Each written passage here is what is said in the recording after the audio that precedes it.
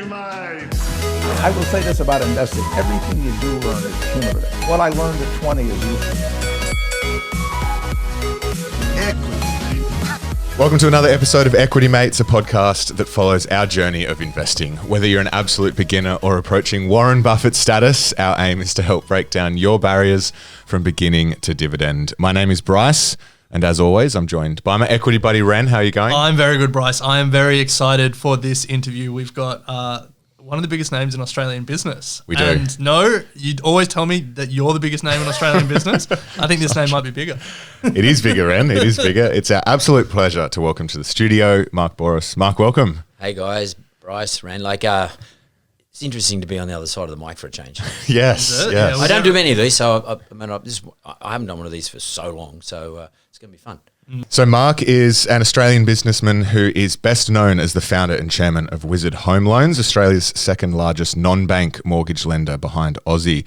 He's now the chairman of Yellow Brick Road, a business which he founded in 2007. He's also the founder of Mentored, a platform that inspires, educates and motivates future business owners. And we're going to cover so much of Mark's journey in business in today's episode. And we should shout out that if you haven't actually listened to the episode where we appeared on Mark's show, do yourself a favor, go and listen to that. We thoroughly enjoyed that experience. So Ren, let's kick off. Let's do it. So Mark, we always like to start by hearing the story of someone's first investment. We find there's generally a good lesson or a good story that comes out of it. So to kick us off today, what was your first? That's a good question. The very first time I invested in time and effort, because I never had any money growing up, so was in a business. And my first one was I think I was in year 9 at school, and at the little school out there at Lakemba, and I was in my garden, which in Punchbowl where I lived. In those days, I thought we had the world's biggest backyard, but it turns out it was very, very small. And Mum and Dad had a tree out there that had branches on it. And I used to go and break branches off and just out of curiosity, just have a look at them, what happened. And I one time broke a branch off, left it out, it dried. And I come back the next week, I remember it clearly, and I noticed that when I looked inside on the end of the branch, it was more of a twig, there was a core in there, which was a different colour to the bark. So I got a coat hanger and I pushed the core out. And I realised I made something straight, and it was like a straw, and you could use it to drink water or whatever. And I was stuffing around with it, and I was watching a show on telly in those days. They were cowboy shows, and they had pipes. And you guys are probably too young to remember, but people had pipes. It was a cool thing to have pipes those days. Everyone had a bloody pipe, and I thought to myself, I can make a pipe. So I got my cricket stump, and I sawed off like a chunk of the cricket stump, and I got Dad's hand drill and drilled the middle bit out and drilled a hole through it and stuck the branch in it, well, it wasn't a branch, a little twig in it, and I formed myself a pipe. And by the way, the TV shows in those days, they had old school pipes made out of corn cobs and stuff like that. So I had this pipe and I was stuffing around with it, and I thought to myself, I've got to smoke something. So I went in Mum's kitchen and I got tea leaves out of the tea thing, and I filled it up with tea leaves and I lit it. And I worked out, I didn't know this, but I worked out you can use them tea leaves like tobacco. And so I was smoking it. Anyway, of course, you get excited about these things, and I took it to school. Showed all my mates at school, and with the tea leaves, and I smoked it and everything. And guys started saying to me at my school, "Can you make me one?" So I started making them, selling them. Nice. Yeah. And then they all got found out. We all got found out by the headmaster. Contacted my mum, and I had to go and say, I had to stop doing it. But nonetheless, that was my first sort of investment of time and effort with risk associated with it, which it was successful in that there was a market for it. And it was very rudimentary, obviously, but I reckon I was in year 9, so I would have been about 13 or 14. So that's the very first foray into business, just based off the back of curiosity and that sort of, I can do that. Yeah. So Mark, love that first story, 13, 14, everyone sort of, dreams of then taking those business stories from a young age and becoming a successful entrepreneur, which you've definitely done. Is there any sort of major learning, I guess, from that first initial foray into making straws and selling to your mates that you've carried through, or that you then sort of built on and sort of started creating businesses from there? Probably not consciously. Yeah. Today, yes, consciously, but then what it did is it affirmed the importance of curiosity and believing that you can do something, and being prepared to be an observer. So observation, I think, is a really important thing when it comes to business. You know, that there's a lot of power in observation, and non-judgmental observation, just observing the way things exist and happen, really just even from a sort of like a physics point of view, the power that you get out of sitting around watching how things happen, how people interact, you know, how people respond,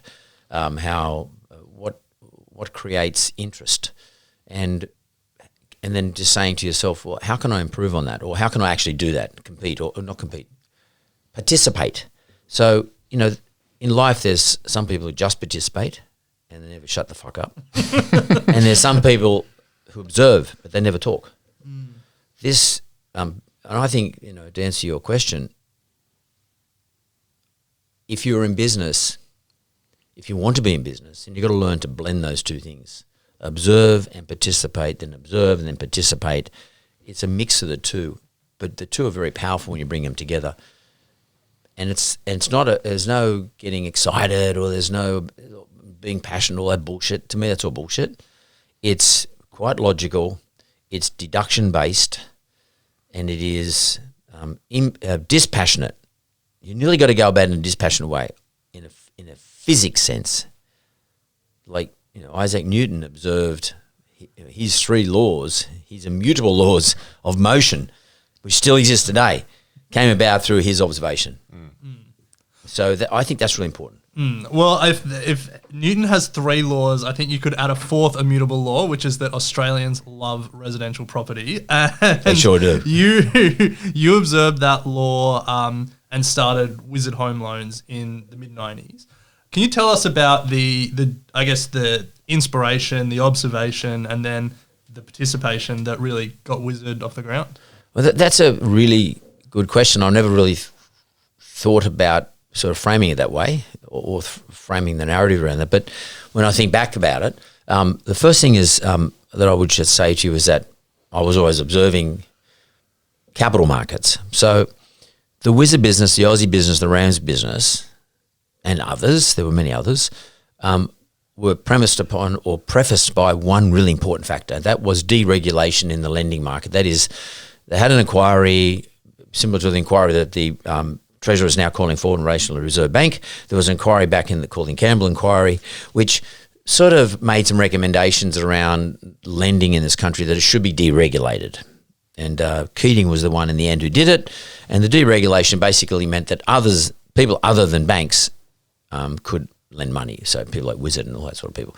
And I knew about that because I was always observing or being involved in a reading sense, what's going on in a marketplace. And the reason I was interested in that sort of stuff, because I figured I had a master's degree in capital markets, which I obtained from the University of New South Wales when I was in my 20s. And I therefore had an interest in reading about something that didn't actually exist. My area of my thesis was based on what happened in the US. But I was always curious as to know why it didn't happen in Australia. And then I saw this event that allowed it to happen in Australia, deregulation, and then I got quite curious about could I do it? And I knew John quite well, and I was watching what John was doing with Macquarie Bank, and I was watching what the other John Kinghorn was doing with Rams. They were early starters. At that stage, I was working. I think I was working in a law firm. I can't quite remember, but in their early stages. But it doesn't matter. And a bit like the pipe, I knew where the parts were because I've been watching this process. So I thought to myself, I can do this, but I needed a host. A bit like I found a tree in the front garden. That was my host. I have to have a host to implement my idea and then participate. And so I found a host. The host was a company called Mortgage partners or something like that. It was a group of 4 guys who had a mortgage broker business, which helped me borrow some money. And I needed the money to borrow that money to do a property development, to build some house. It was a house land package deal out at down Southern Highlands, where I bought the land. I had to settle on it. I didn't have the money to settle on it because I never had any money, same as when I was a kid. And I couldn't borrow the money, and I had to build 20 houses and 20 lots of land and build a road and all that shit. And these guys arranged it for me, and I thought that was a pretty good job of what they did. I'm going to go to them and say, why don't you go and do what Aussie and Rams are doing, because you're really good at this mortgage business. But I'll show you how to do it in a technical sense. And I approached them. I bought 40%. Then ultimately I bought 100%, and I changed the name for whatever it was called in those days. I can't remember. That's how non-memorable the name was. It was just a pretty crap name. And I kept these guys in the business with me, and I gave them a little bit of equity, and I turned it into Wizard Home Loans. That's how I got involved in Wizard Home Loans, again, through observation. And I think that's important. You've got a skill base, or you've got something you really think you're good at, or you've studied, or you have a better sense of than most other people. Therefore, you've got a bit of an edge. And you've got to keep observing what's going on in the marketplace. That means you've always got to be reading. In my case, I was always reading. These days, you can be watching. It doesn't matter. Get on YouTube and other places, Instagram, etc., or podcasts. But you've got to be observing whatever faculties you want to use. Then blend the two, and then believe in yourself. You can do it. Grab the tools, find a host. I don't mean that's it. I'm not talking in a parasitic sense, but find a host. Because sometimes it's important to get the working parts. And I had to find the working parts. I had to find a tree when I was a kid. This time I found a business with all the limbs in it, and then I just turned it around into what I thought what it could be. Yeah. I like that "can I do it" vibe, because a lot of people out there with business ideas and dreams of being an entrepreneur are probably at that stage of saying, can I do this? And a lot of people would probably get to the answer of no, or I'm not willing to try. Or what was it? What are the boxes that you ticked that sort of led you to say, yeah, I can do this? Like what? And maybe some advice for those that are at that point in their journey of going, can I do this? Well, don't ask the question too many times. That's the first thing. As the Nike says, just do it. I mean, don't overcook it, don't overthink it, don't overstretch all the parts, don't get too heavy into the planning stage. I always say it's better to do the work and backfill. So, go forward, just keep backfilling all the time. Just keep digging forward, and just don't expect it to be perfect. Anyone who's a perfectionist, if on your scenario that you just put to me, they'll never start. So you've got to start. Therefore, you can't be a perfectionist. You've got to make sure that you sort of have a general idea where you want to go. You've got to have this belief in yourself that, okay, look, I'll go forward, I'll dig some holes, but if I make too much of a mess, I'll backfill. Basically, get a big branch and tie it around your fucking waist, and everywhere you go, let it cover your tracks. Be prepared to do that, if you know what I mean. Don't get too over exuberant about, I don't want to make mistakes, because you're going to make shitloads of them. Yeah. Shitloads of mistakes. And this is not about making mistakes, it's about learning. So, you're going to learn on the way through. So if you have this, I'm going to learn about this on the way through. I don't know. I know some of the skills, but I don't really know how to be in the business of this. I'm going to learn about this, particularly if it's some sort of like startup, new construction. And be prepared to make the mistakes, and just have in your mind, I've got to have some way of covering my tracks. So I've got to have, I call it backfilling, or covering my tracks. It doesn't matter. And you've got to have that mindset. So this is a mindset thing, Bryce. It's about changing the way you think about mistakes and turn it into, I'm going to learn. And I'm prepared, these mistakes, I'm prepared to learn. And I'm going to learn the whole way through. Even my mentor business, what the fuck? I didn't know how to run a publishing business. I didn't know how to do a podcast. We started off as a Mark Bouris show, but I had no sense of it whatsoever. My very first podcast, I just turned up. When I did the first Celebrity Apprentice, or first Apprentice, before the Celebrity Apprentice, I'd never done television in my life. And I watched one episode of Donald Trump before I went on the show. One episode. And I didn't watch that all the way through either, because I got bored. That's all you needed. So, and I thought, I got a general idea what to do. Yeah. And because if I had overthought it, I would have got nervous as shit, because, they got on-air signs, you got you're bugged up, you got things in your ear, you got audio shit all over you, you sit in a room, they've got lights, camera action. I never even went into the studio before I did the first episode, and then when you're there, you sit there confronted with 12 at that stage it was 12 candidates, and you think, well, what am I going to do here? And you just go through the process, make mistakes. Fortunately, it gets edited, so. It's like you guys do it. You edit. You make stuff that, that's interesting. I'll put that in. That's shit. I'll take that out. You're sort of looking after your audience and looking after your own rep. But that's what I'm saying about backfilling, make mistakes, be prepared to learn. Don't worry about that sort of stuff. Don't try and perfect it. Like even now, my Yellow Big Road business, I'm still trying to perfect it now. Like what I mean by that is I'm still working on my model, changing my model. People say, oh, you change your mind all the time. I don't change my mind. I'm just responding to markets and changing what my audience wants and changing, what my distribution wants or whatever the case may be. I'm always, let's call it improving. Yeah.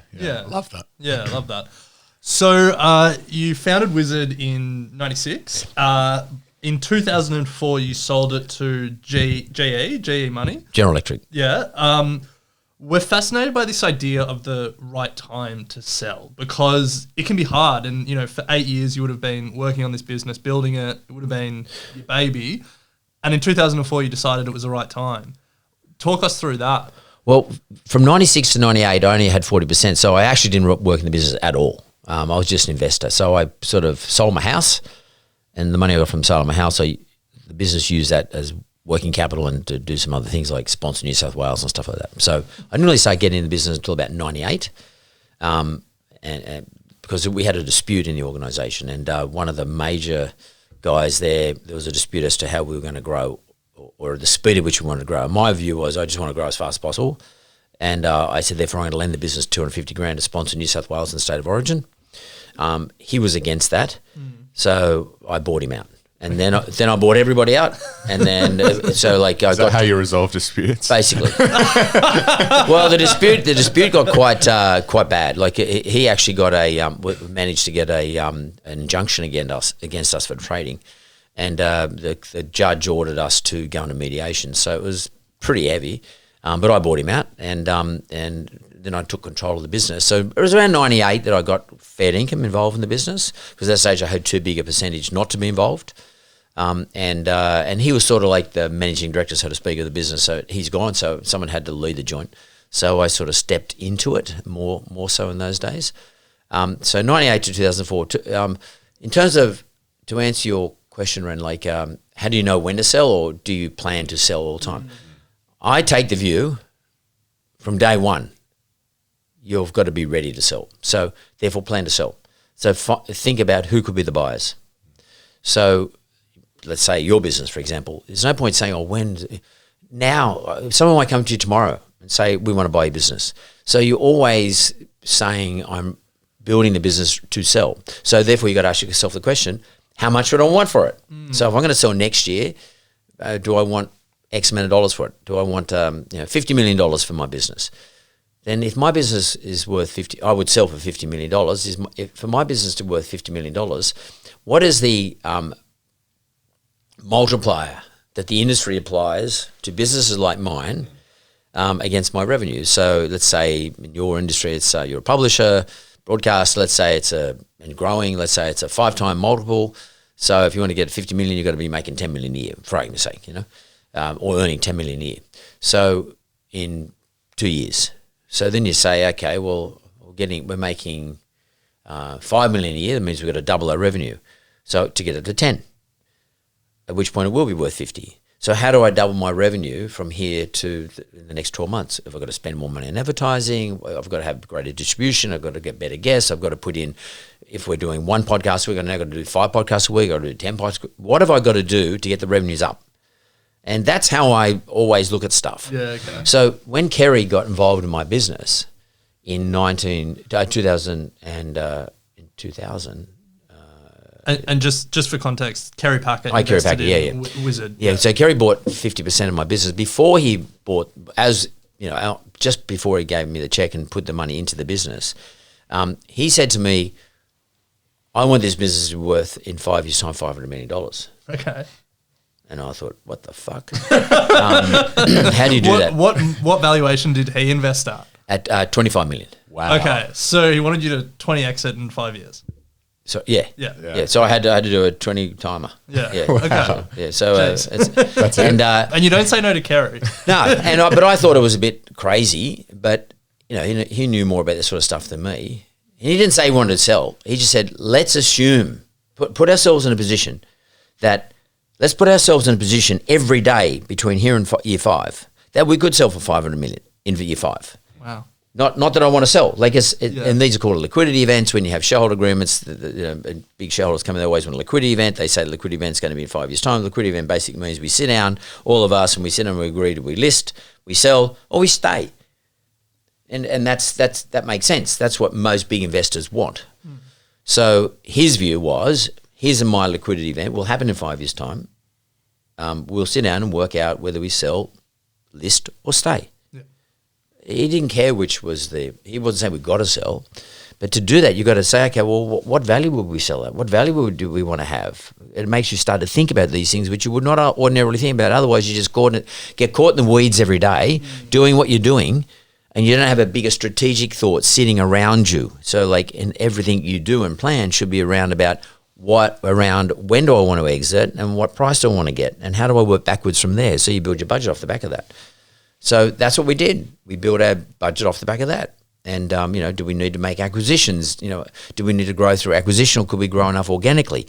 How much money do we need to allocate to advertising? In those days it was all television and radio and newspaper.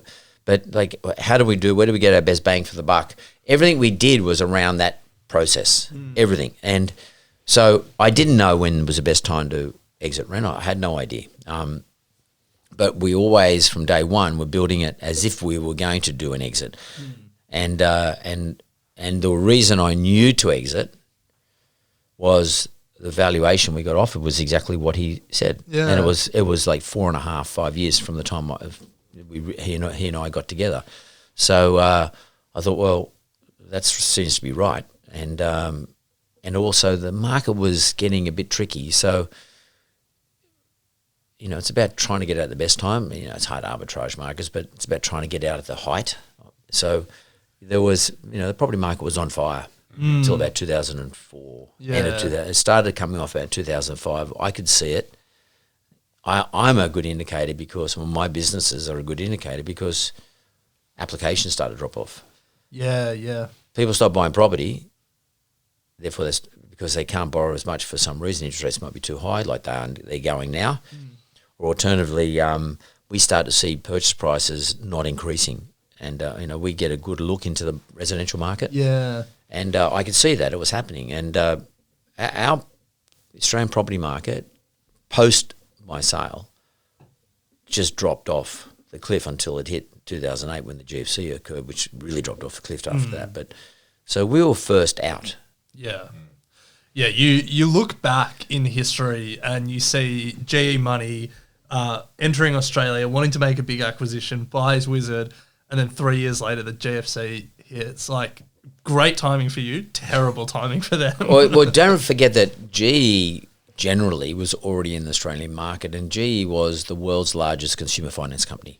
Largest. Really? Bigger than Bank of America, bigger than any other Amex, anybody. World's largest consumer finance company. And they already owned in Australia businesses like, you probably wouldn't remember them, but like Avco, etc., which became GE Money, which were those sorts of companies. It was my very first loan I had with these guys back when I was 20 to buy a colour television. When colour TV just came out, I couldn't wait to go and buy colour television. I went to a place called Norman Ross, which is currently now these days called Harvey Norman, and I had no money. And I borrowed $300, and I borrowed it from Avco, which GE owned. So I'm 20, it's going back 46 years.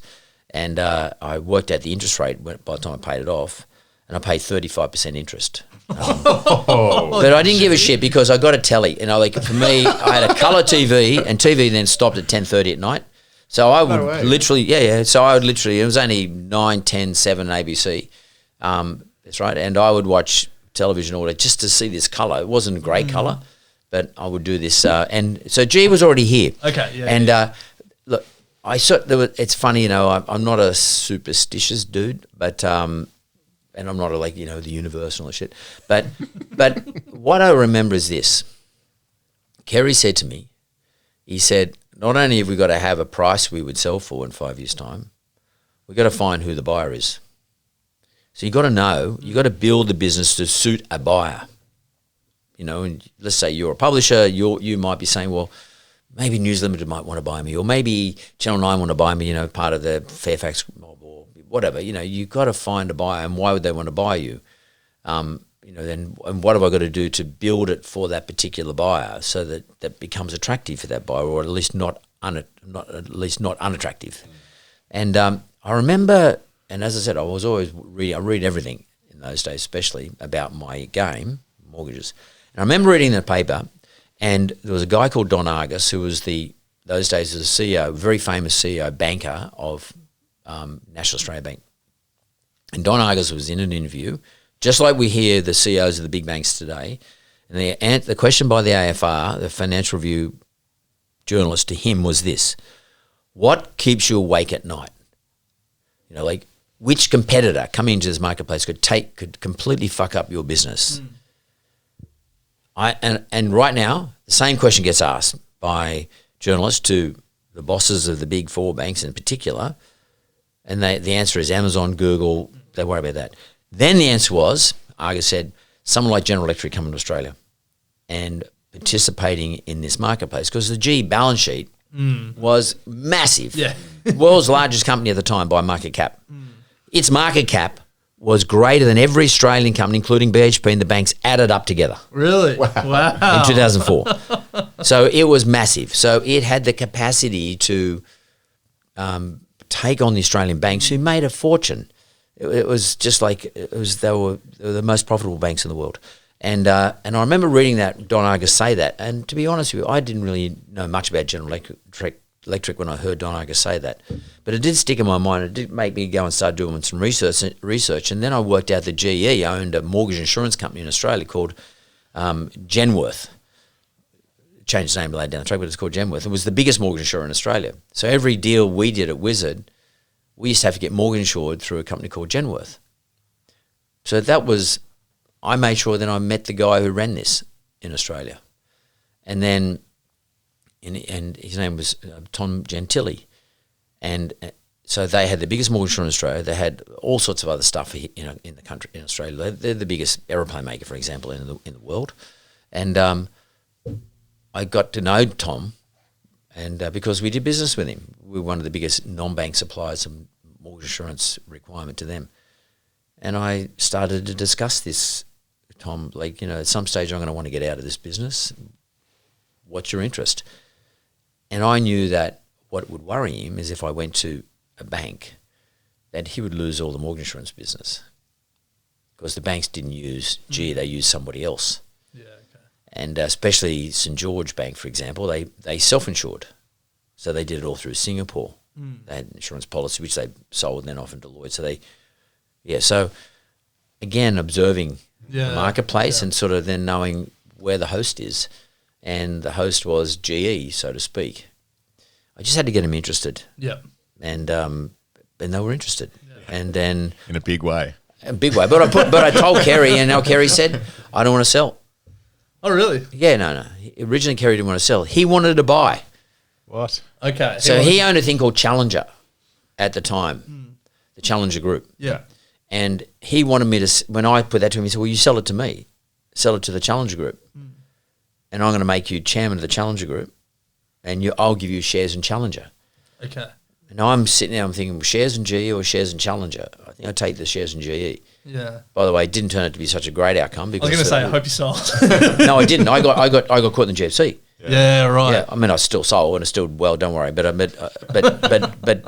know I had the world's. I took shares in General Electric because it had never not paid an increased dividend in 30 years. Yeah, wow. Yeah. And GE was the only listed company that was originally put on the Dow Jones Index in the 19th century. The only company remaining. Yeah. And it had grown every year from that point, and it had never stopped paying an increased dividend every quarter for 30 years. So I thought this is going to be the safest thing in the world.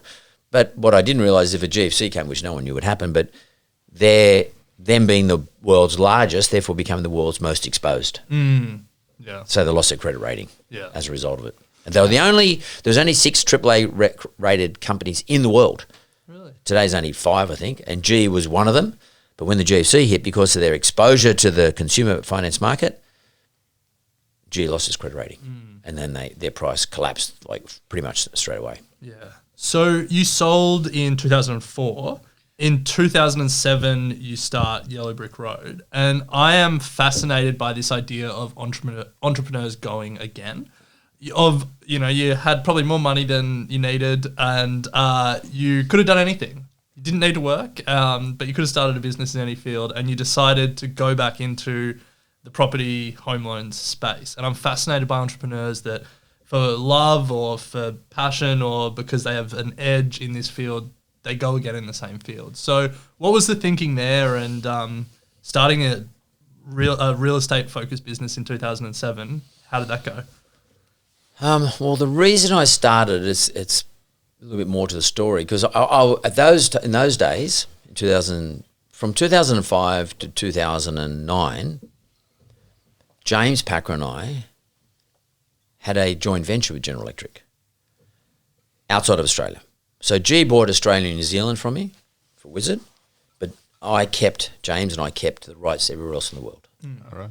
So G come to us and they said, look, we've got banking licenses in 36 countries around the world. Some are doing, some do. But we're really big in India, Brazil, Mexico, and Russia, and Germany. And they said, we'd like to form a global joint venture with you to set up the Wizard distribution system around the world using our banking licenses. And because they thought it was a good way to set up branches. They liked the model. But they said to me, well, but we're hopeless at setting businesses up. We can't set businesses up. So they said to me, why don't we do this together? So they said, we'll put in the balance sheet and you guys can have 40% of the business and you can set the rest up. Of course, James did nothing. He had 20%. He had 20% and I had 20%. And we had to put our share of money in too, by the way. So, we had to match dollar for dollar. Not dollar for dollar, but they were putting in 60 and we're putting in 40. So we said, we'll start off in India. So we set up a business in India. We had a Wizard Home Loans in India. Oh, wow. And we did that from 2005 through to 2009. And we used a GE balance sheet. We had 58 branches in India. We become the 4th largest lender in India. Wow. In a period of 3 years, we had like 500 staff. And I used to go there every 6 weeks. And I'd spend a week there and then I'd fly home. And I did that for a couple of years. And then during that period, G decided they wanted to apply for a banking license in Australia and sit it on the Wizard business here in Australia. And they had the application in. And they also, to be a bank, you have to be able to not only, a Wizard branch to be a banking branch, not only should lend money, but they should be able to, take money in and do other stuff, financial products.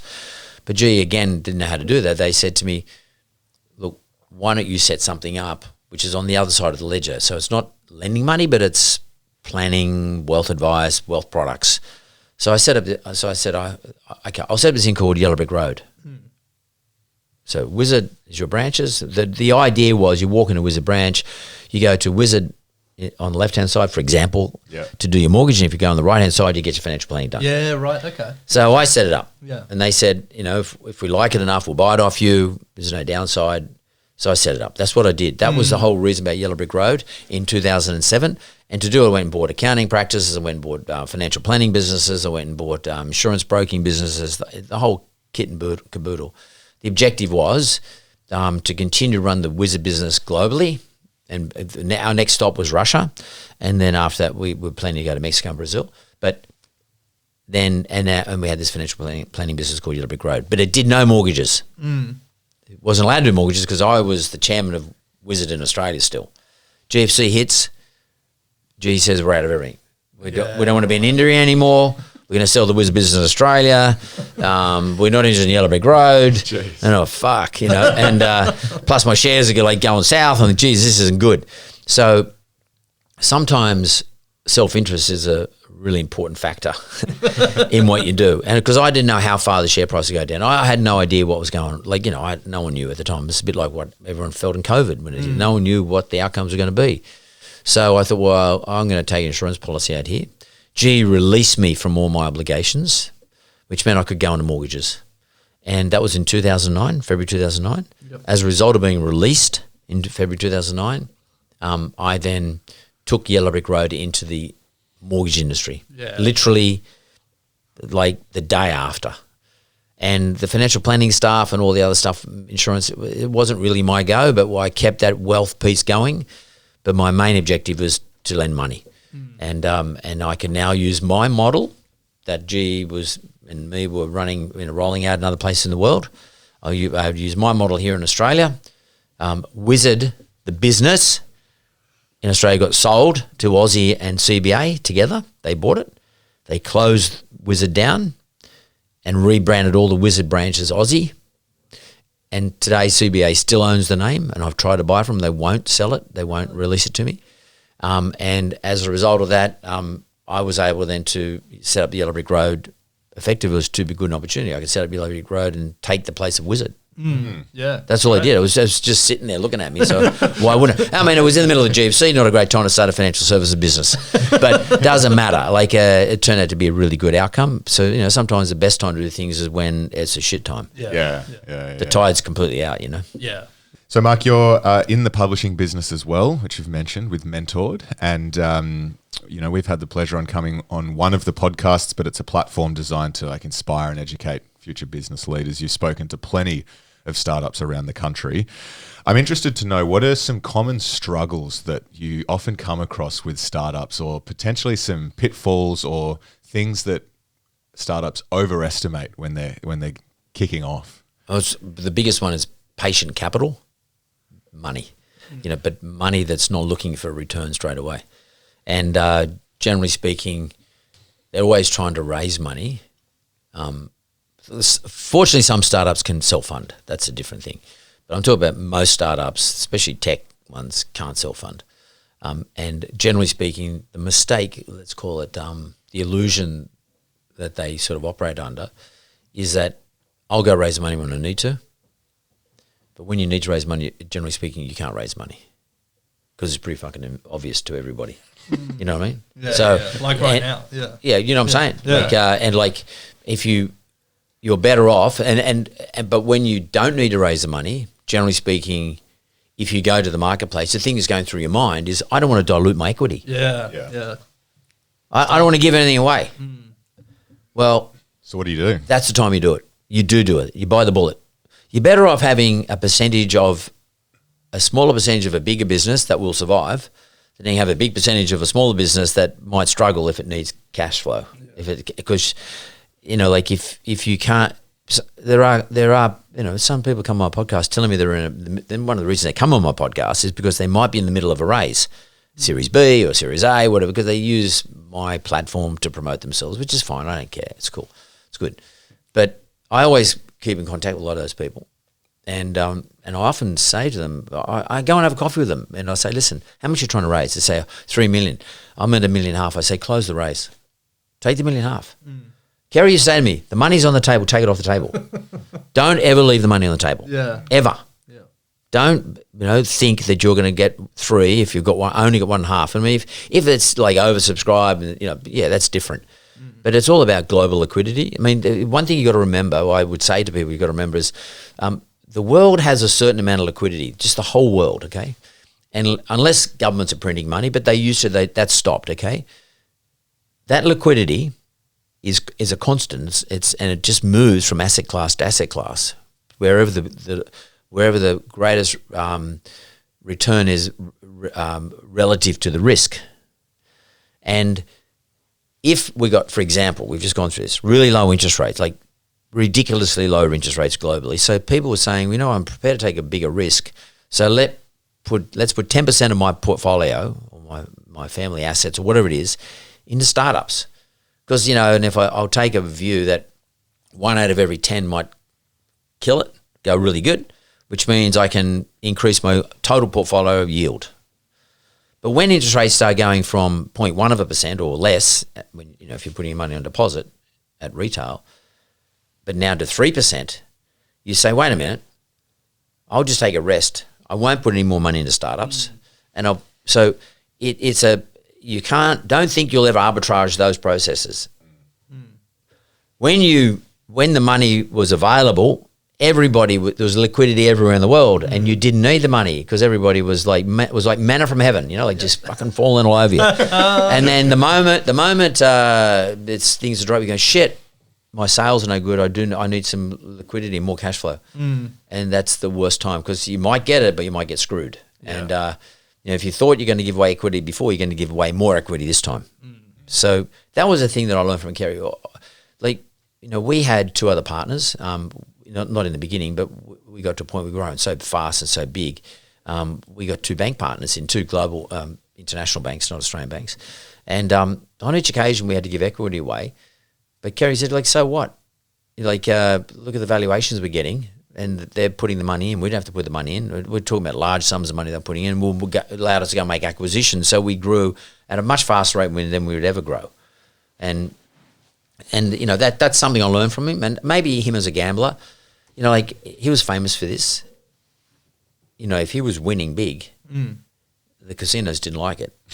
He just took it all, hoovered it up, see you later, I'm out of here. And even if he was there for 20 minutes, as soon as he started getting the cash on the table, he's gone. Yeah, right. And one of the reasons why he was banned from a lot of casinos, in the end, I think, as I recall, only one casino group, Steve Wynn, would allow him to play in the casinos. Yeah, wow. Is that why? Did he end up buying Crown, or was it That's James? James. Yeah. I was going to say he got banned so much they had to buy one. Well, in Vegas, there's books written about him in Vegas. He's so famous as a gambler. Yeah, wow. Totally famous as a gambler. And I went with him a few times to various casinos with him. And there were places in Vegas, especially when he stayed at Bellagio, where they would give him premises and he'd have his pilot there and his doctor there and international polo players, the whole lot of people from Argentina. But he would go where he played was his own table, available 24 hours a day. Nobody else allowed on it. And in fact, one time I went there, they actually made a little kitchen for him. Wow. So that they could actually, because he only ate certain things like chops and sausages and steak and eggs and stuff like that. It was mixed grill. And he would never eat vegetables or fish or anything like that. And that person was there available to cook 24 hours a day. Wow. Whenever he wanted. And he could gamble 24 hours a day whenever he wanted. And I'll never forget that. And it was just that the person, whatever you call it, deal or whatever the person is, just stood there waiting for him to turn up, and they'd have a shift and someone else come in and shift. So that's how famous he was. But I watched him, and as soon as you start winning, he's gone, man. Yeah. And that would shit them because what they're hoping is you put it all back in. Yeah. And that was part of his mentality. And he told me that. Money's there, grab it. So liquidity is a big deal. Raising money is a big deal. So that's probably what I see of those startups that come in to see me, especially startups, or those who want to go into the next stage of growth. It's capital, a lack of capital. Yeah. Patient capital. And the best time to get it is when there's lots of liquidity and you lock it in. Yeah. So we've spoken a lot about Kerry Packer, and in terms of the pantheon of Australian business greats, he would be right up there. But I think you, more than most people, have had exposure to a wide range of business people in your Wizard days with Kerry, with all the startups you're speaking to now. I guess across all the great business people that you've met, are there any common traits that you see time and time again? Appetite for risk, but understanding what risk actually means. So it's not just the probability of the event occurring that you're worried about, but it's the probability of the event you're worried about multiplied by the gravity of the event you're worried about. So you've got to understand gravity and probability. Risk is not the sum of, but the multiplication of those two things. So you've got to apply those two things to each other. So they all had a good understanding of risk. I had a lot of exposure to Alan Bond.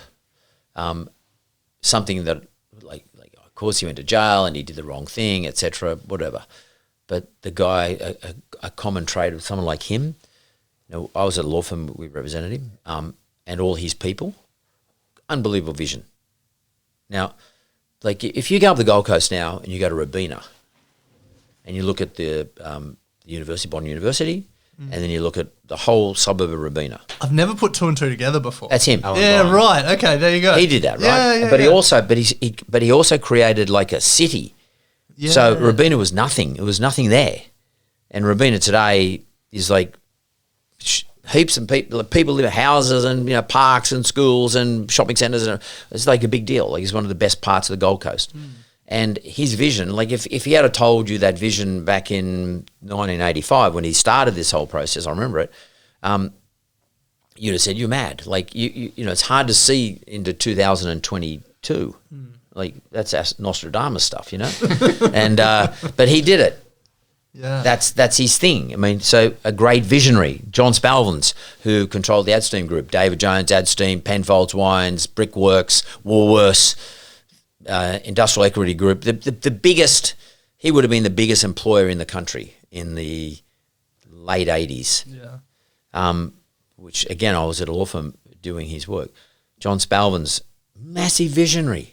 Like where things can go, and big brain guy, a really big thinker, but a great vision as to where the world goes. These guys didn't survive; none of them made it.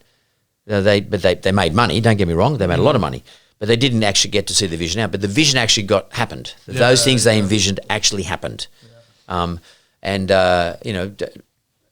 I think that the two.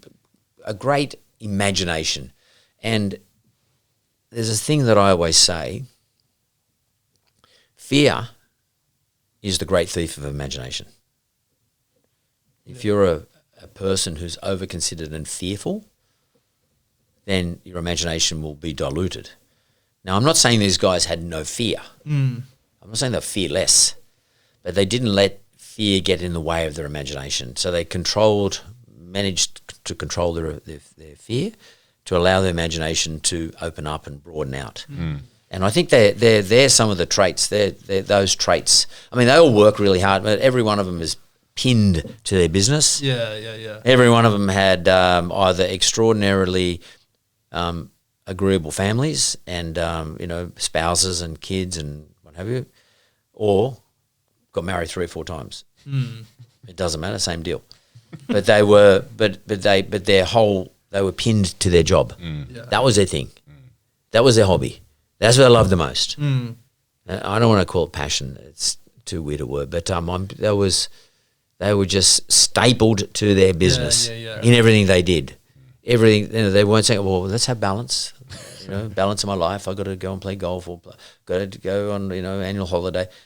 If it wasn't any holiday, mate, the family was well looked after, but they were on the phone. They'd go to London and we're going to go to London for the end of holiday because I'm going to go meet somebody I need to meet.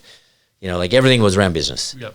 And they're common traits. I did it myself. That's how I was. Yeah.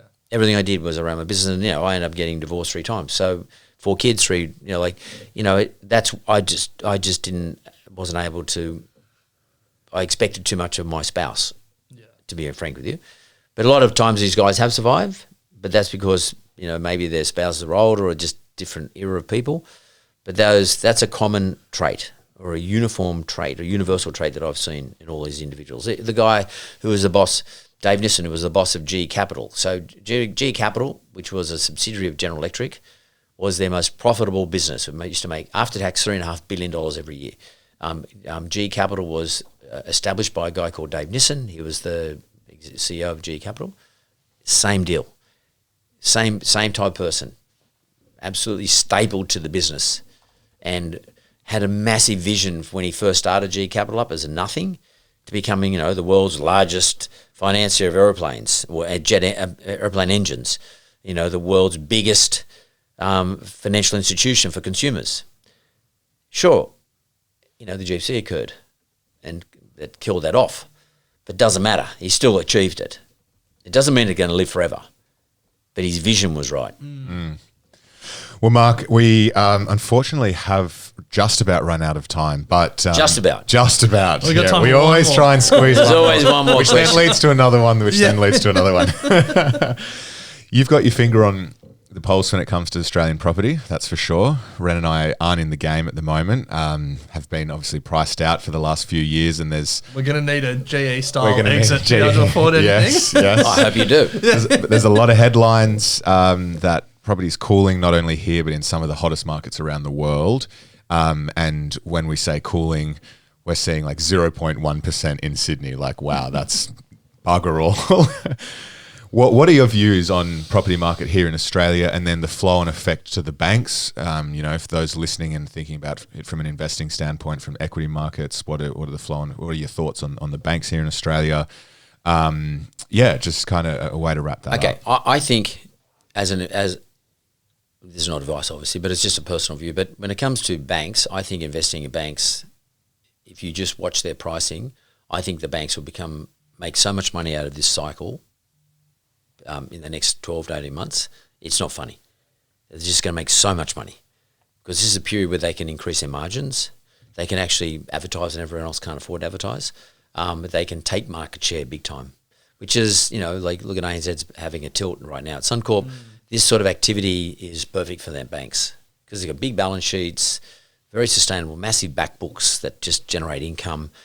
People can't refinance because, I tell you why people can't refinance.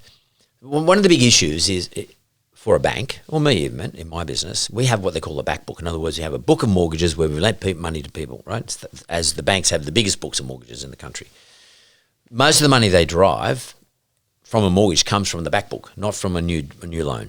Because when a bank does a new loan, it pays too much away to everybody else, has to advertise to get it, etc., set it up, blah, blah, blah. And they make no money up front, but they make money on the back book.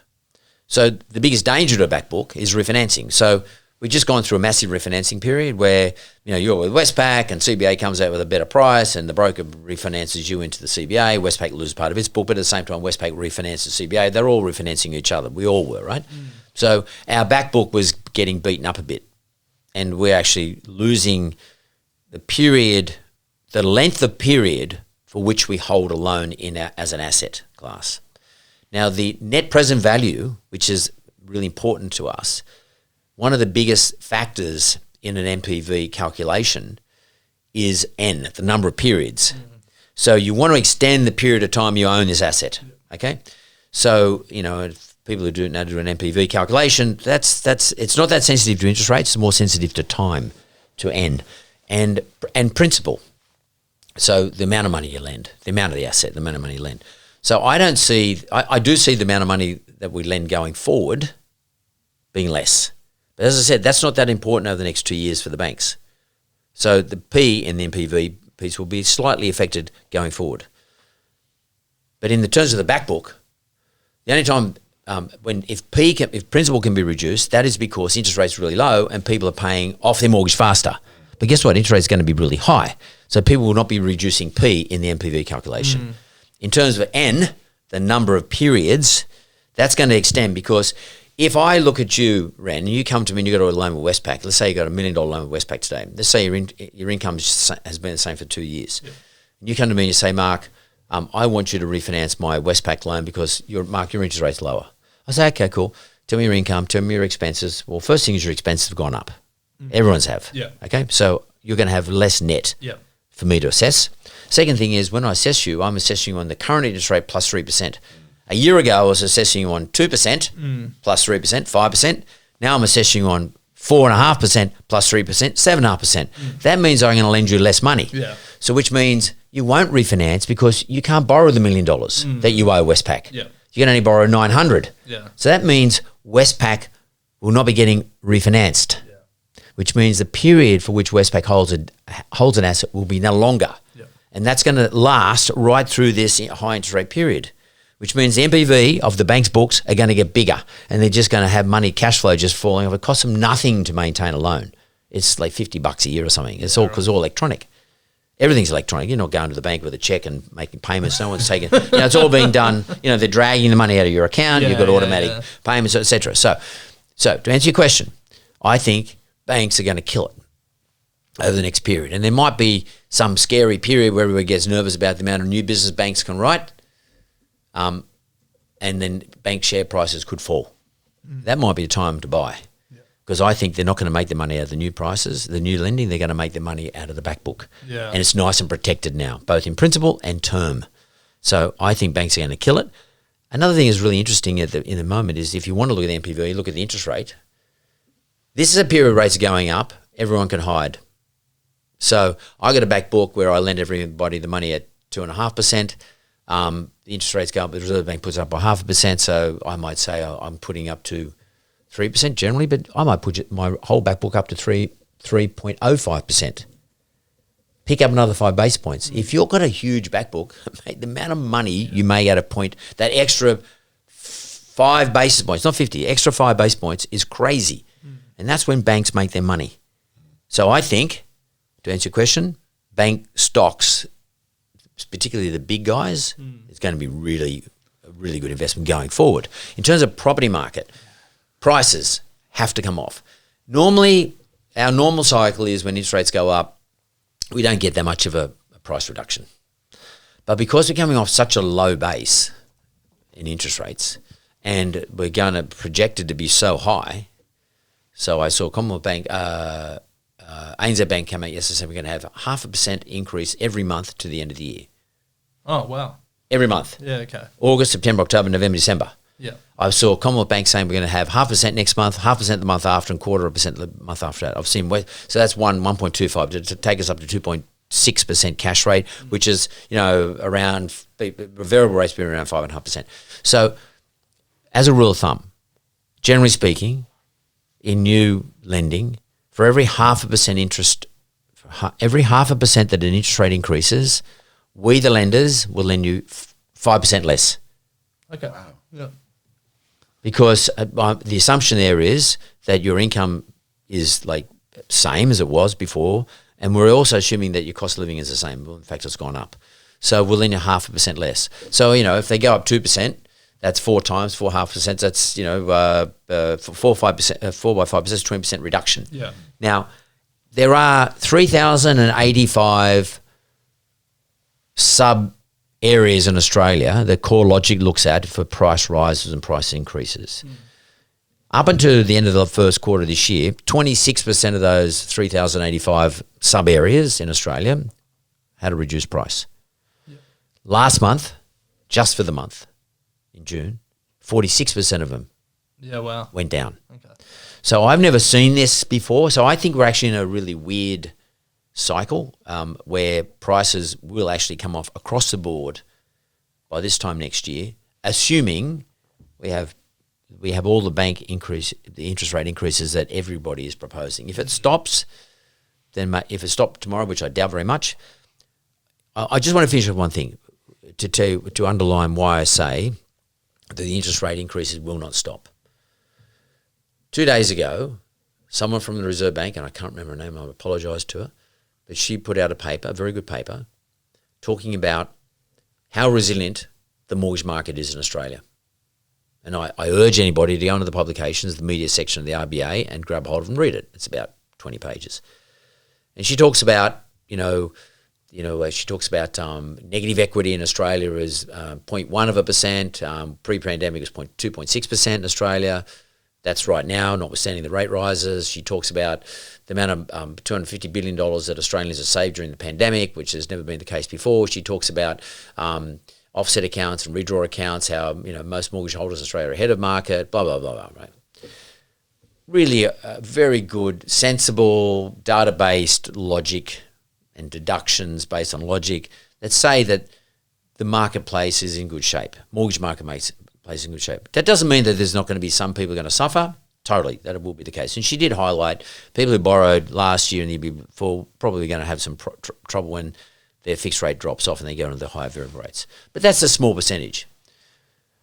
So everybody going, raise a hand and say, Yahoo, how great's that? Fantastic. We feel great. The Australian mortgage market is in good shape. I read it another way. If I'm at the Reserve Bank and I've got those findings, those conclusions in front of me, I'm saying to myself, well, fuck this, I can put rates up. True. Yeah. It's a totally different way of looking at it. Yeah. But they're all going, how good is this? We can put rates up. Yeah, there's some resilience there. There's resilience there. It can handle more rate rises. So if I'm looking as what is the probability of us having the ANZ rate rise scenario, that's 0.5% every month to the end of the year, or even the the other scenarios, West CBA 250s and a 25, or both of which, one's much more extreme than the other, but both of which are pretty tough periods, tough in terms of the effects on the market. Then I'd have to look at, well, it doesn't matter what they say. What is the RBA thinking? That's the only person that matters. Yeah. Not what Westpac says or CBA says. Because they're working on a presumption. Now, how likely is that presumption going to occur? And this is what I was talking about risk before, and what is the gravity of it occurring? The gravity is quite severe, in my opinion, in terms of pricing, is because I know how much money I can lend. And I just told you, for every 50 basis points, 0.5%. Yep. So what's the chance of these rate rises occurring? Well, I don't know because I'm not in the Reserve Bank. But if I read what the Reserve Bank said, she's either trying to bullshit me and trying to convince me of something that's not the truth, or let's assume it is the truth for the moment. That means there's a lot of headroom in there for them to start raising rates. And I reckon that's what's going to happen. I would say the RBA aren't in the business of bullshitting people, but that will get Bryce started because he has a big gripe with the RBA and the 2020. We won't raise rates until 2024 announcement, but let's save that for a whole other podcast. Yes. I think They're always wrong. Anyway, Mark, we have unfortunately now run out of time. It's been an absolute pleasure. I felt like we could have kept talking for another hour. There's so much to cover, but I know that our audience would have taken so much from that discussion. If you'd like to learn more about Mark's journey and all the people and startups that he's talking to, you can head to mentor.com.au. Plenty of shows. I think there's Straight Talk, The Mentor, and Survive and Thrive. Survive and Thrive, yeah. It's a YouTube series. Yeah, so check all that out. And do yourself a favour, listen to the one that we were on. Yeah, that was a good one. Yeah. It was a good one, actually. And I have to tell you, thanks very much, but I really, I love your business model. I think your business model is very good. It's quite intellectual and quite very smart. And you have lots of publications with others doing the publications for you, so to speak. So you're not spreading yourselves too thin. It's a wrap up. So you're a broadcaster. And all of us are like broadcasters at the end of the day. We're all like television stations, just we're putting on different platforms. But you're a broadcaster, and I can see at some stage someone tap you on the shoulder for sure.